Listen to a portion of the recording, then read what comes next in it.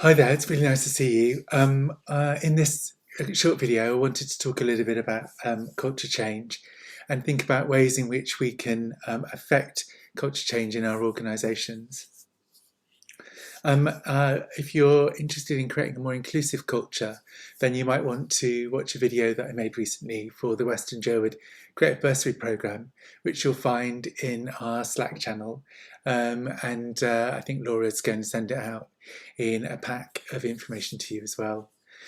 Um, in this session, I'm going to talk a little bit about what we mean by culture and think a little bit about how, therefore, we can understand it and change it within our organisation.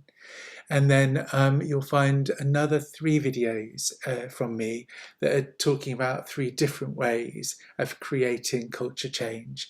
And I'll also talk, and there'll be separate videos, and then I'll also talk in this one a little bit about some surgery sessions that we're going to be running in the next 4 weeks that hopefully feel quite topical. Pick one that works for you and turn up to that one. We'll also be running, of course, a workshop session where we'll be applying these ideas into the reality of your own organisations. So who's this session for? Well, it's for those of you who are seeking to create a shift in your organisational culture, who see that culture change will be needed in order to fully realise benefits of other changes that you're seeking to make. And for people who want to sort of think about the wider ecology within which the cultural organisation sits and how we might change culture within that. So we'll be looking at what organisational culture is. We'll be thinking about practical ways of shifting that and be establishing roles of others in helping to make that happen. So in this, in the suite of videos, we'll be looking at 4 different models: Burke Litwin, Johnson and Scholes, Cameron and Quinn, and Edgar Schein. But Burke Litwin is going to be mentioned in this one, and the other 3 will be separate short videos so that you can kind of, so it's all packaged up and you can pick the one that will work best for you. I mentioned that we were thinking about some additional one-to-one sessions and surgery sessions. So book a one-to-one with me, or it might be that it's a small surgery session if there are several of you who are all interested in the same question around these 6 topics. So I'm imagining running a separate small surgery session. It might be a one-to-one, might be 1 to 3 or something, around each of these in the next 4 weeks. So are you interested in creating a more distributed leadership culture? If you are, come to that session. Are you interested in building a culture of agency and empowerment across the organisation? If you are, come to that session. If you're interested in embedding sort of COVID agility, some of the things that we've learned about in response to COVID, about how we can work as an organisation back into our new day-to-day culture as we start to reopen and reorientate. Are you particularly interested in addressing inclusivity within your culture? Are you developing a more innovative culture? Is that where you want to see focus? Or are you interested in thinking about like micro changes that create a cumulative effect by allowing people to make change across their organisations? We'll have individual sessions on each of those over the next 4 weeks. Find ones that work for you. Come to the group session as well, but then we'll sort of harness that in those individual sessions. So during those sessions, during the videos that are coming up, I'll be talking about some of these clients that we've been working with, where we've been using some of these tools so we can apply it in concrete ways to hopefully illustrate in ways that will like align with you and your organisation. So when we're thinking about culture and culture change, I suppose what we're interested in too is like, what do we mean by culture? What shapes and affects it? What culture do we have today? What levers and tools can we use? And how is culture change integral to the change that we're making? Culture sometimes as a conversation can feel quite ephemeral, and I think we need to nail it. We need to make it more concrete in order that we can create shifts. So if you think about, I don't know, electricity, the digital environment that we live in, the car, Like all of those have this sort of ephemeral sense that we don't really understand how they work, but they're affecting our lives. And if we're thinking about shifting culture, we need to get under the bonnet of the car and understand what those moving parts are and how they make it move, how they make the car move, in order that we can then think about tinkering to make it perform better or more in line with our goals. So that's why I think we need to think about like tools to help us understand culture, because it's only then that we can think about shaping culture and having an effect. So we think about culture as really meaning how we do things around here. It's kind of like the software, the unwritten rules and habits and behaviours in our organisation that have kind of accreted over time, and that mean that we can operate on automatic pilot in lots of ways. So, if you think about your journey to work, if you go by car, you probably make most of that journey without thinking about each, without consciously using your present conscious thinking mind to address hazards, decisions about routes. All of those things are happening in the background because it's a journey that you've made over time. And the same thing's happening when you arrive at work. There's a whole range of things that are happening on automatic pilot, that when I arrive in that organisation, I'm doing what I'm doing when I first drive along a road. I'm looking for milestones, I'm looking for terrain, I'm noticing everything because it will help me to navigate in the future. But once I'm in an organisation and I've been there for some time, those things drop away. I don't even notice them, but they're still affecting how we're working. So how we do things around here is what we mean by organisational culture. And I thought it was worth thinking a little bit about Burke Litwin in that context. So I'm going to head there in just a moment. So we might think about culture as being about shared perceptions held by organisational participants, like all of us thinking the same things, consciously or unconsciously. Very often they're unconscious, aren't they? It's a system of shared meanings, isn't it? Norms and values. And it guides our social interactions. You can see them as patterns of belief and expectation shared by everyone. Edgar Schein, who we'll be talking about in the next video, talks about culture as a pattern of shared basic assumptions that the group has learned as it solved problems of external adaptation and integration, that has worked well enough to be considered valid and therefore to be taught to new members as the correct way to perceive, think and feel in relation to those problems.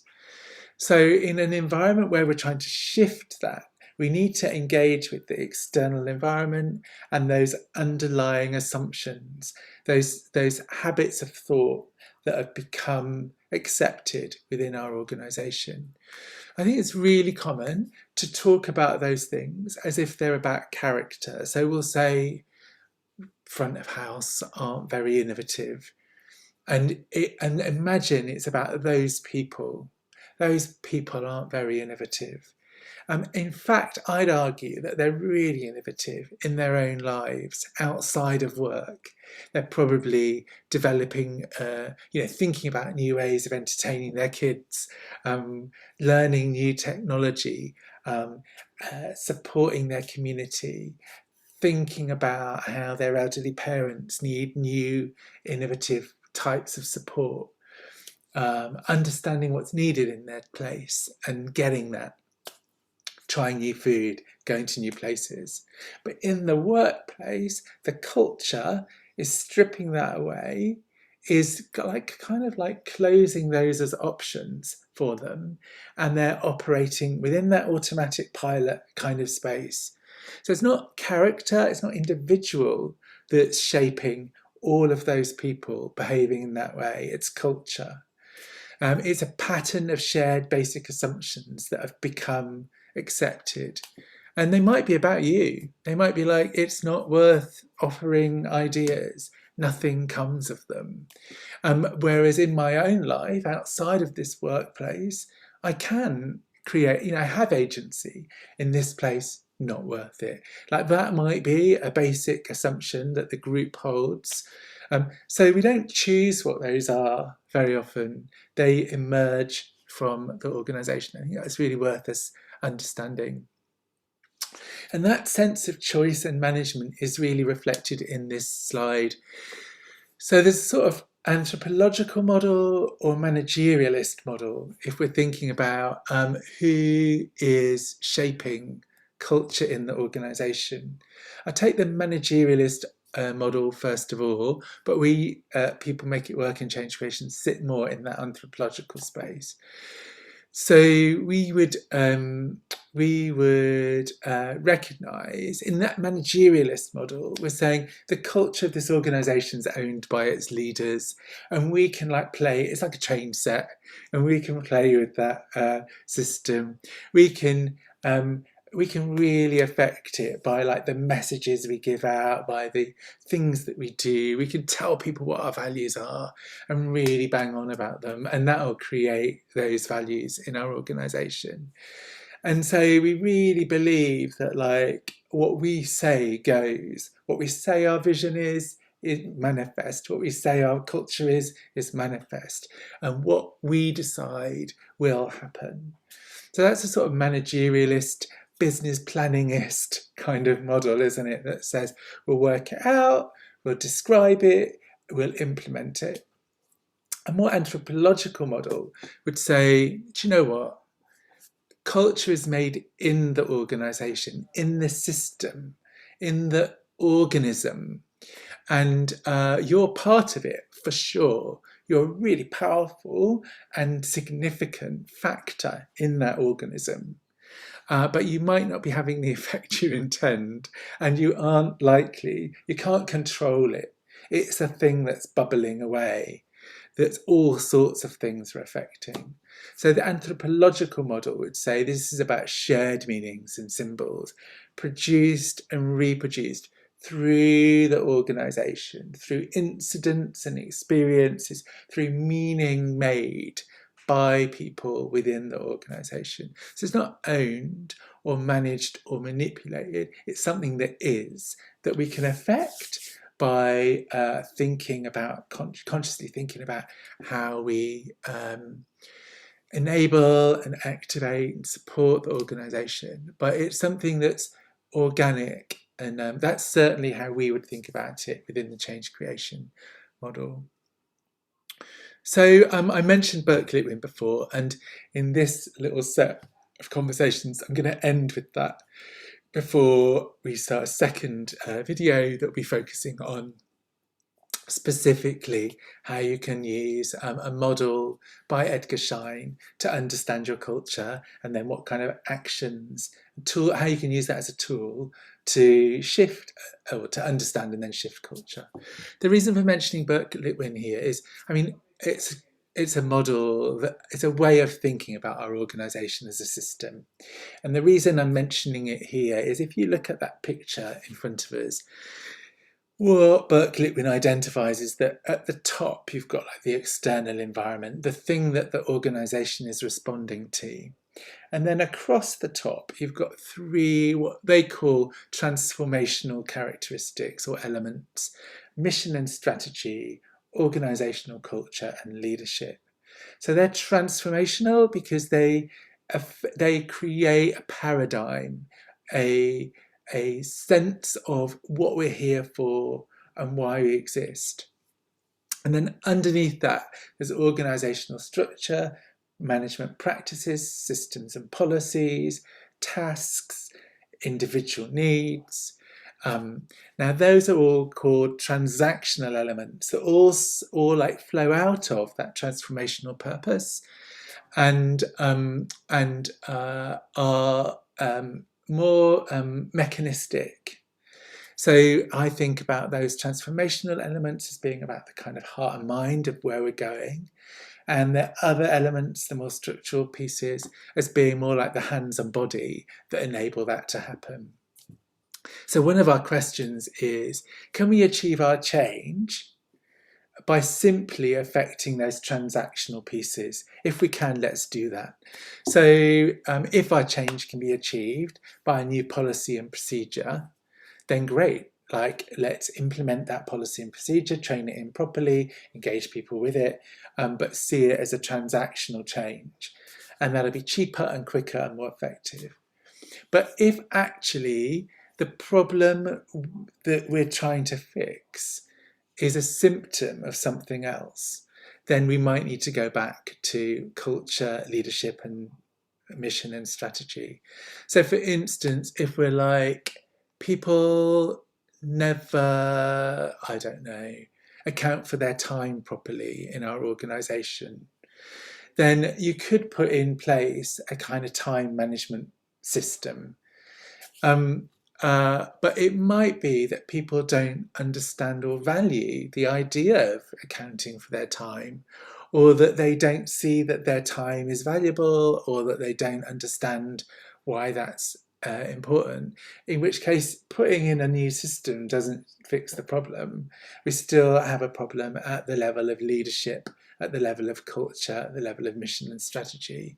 Same with something like saving money. It's like, if you're going like, people aren't very efficient here, it might be that the reason for that isn't that they haven't got an efficient process, but that they value other things more. Creative freedom might be seen as being like an antithesis of efficiency. So that sounds like that's up in the culture space, about why would we value efficiency in this organisation, perhaps in order that it gives us more creative freedom, enables us to have more impact. And maybe that's the kind of way in which the conversation we need to go. So sometimes we can just fix things in a transactional way. Sometimes we need to go back to culture. And at People Make It Work and Change Creation, we think that nearly everything's about culture. And so there's a saying that culture eats strategy for lunch or breakfast. And what that means is that whatever your strategy is, culture will override it. So if we really want to deliver strategy, we need to look at culture. How do we create habits of thought that make that strategy inevitable, rather than something that's pushing against the existing culture? So I thought that would be useful as a kind of way for us to think about how do we do things around here? What role does culture change play in helping us to realise the changes that we want to make? Come to the first workshop, the main workshop for this topic, with a culture change that you want to make. And during the session, we'll be applying the tools that are in the other videos to those changes live in the workshop. And so you'll leave with a sense of what you can do about that. You'll be working on your own change in a Jamboard for yourself as part of that workshop, and applying ideas that we're exploring together to the challenge that you've got around culture change. So I really look forward to seeing you there. And don't forget, I'm just going to play back those topics that we'll be looking at in our one-to-one sessions and small surgeries. Are you interested in creating a more distributed leadership culture? If you are, go to that session after the workshop. Are you interested in building a culture of agency and empowerment?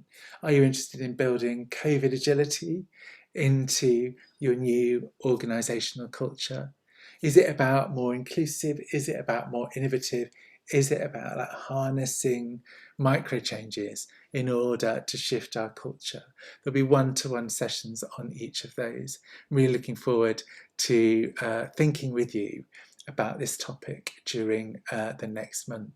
Thanks a lot. Bye-bye.